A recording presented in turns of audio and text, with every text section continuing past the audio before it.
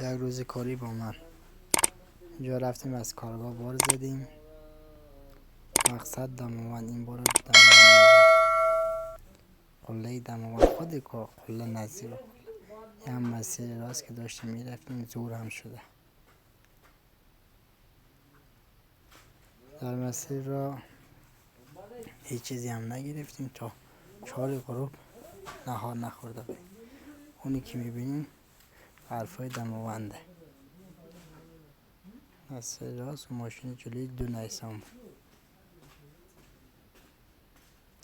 اونم قله دماوند. اینجا رسیدیم، ماشین ها رو پارک کردن. این ماشین داغ ما بود. اون هم قله دماوند. منتظر بایستم که نگهبان بیاد. نگهبان آمد در باز کرد. یک کمیتش خیلی سنگین بود، میبینید چقدر بزرگه، خیلی سنگین بود. اینجا نفس گرفتیم از بس که بزرگ بود.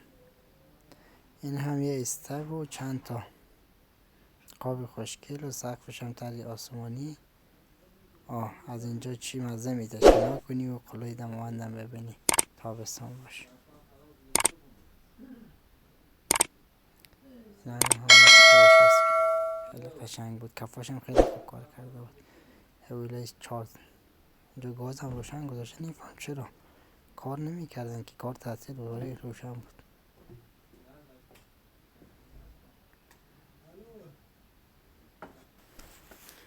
حتما من آخرای کارمون همه را بردیم بالا.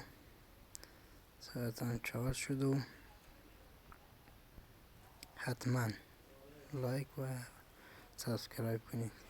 لایک و سابسکرایب کردن شما باعث انرژی من میشه و تا بتونم ویدیوی دیگه بسازم. اینجا ما برگشتیم و قابلیه.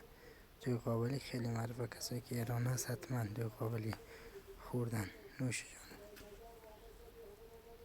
خب جلوتر امشب شب یلدا بود و همه خیابانا پر از وانیتی و میوه بود، هندوانه، انار، همه چیز. اینجا آمدیم، راننده رفت موز گرفت، نفر یه موز. اینم غروبه دیگه. برگشتیم منزل.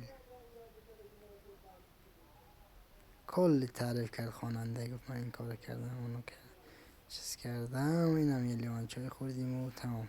حتما لایک و سابسکرایب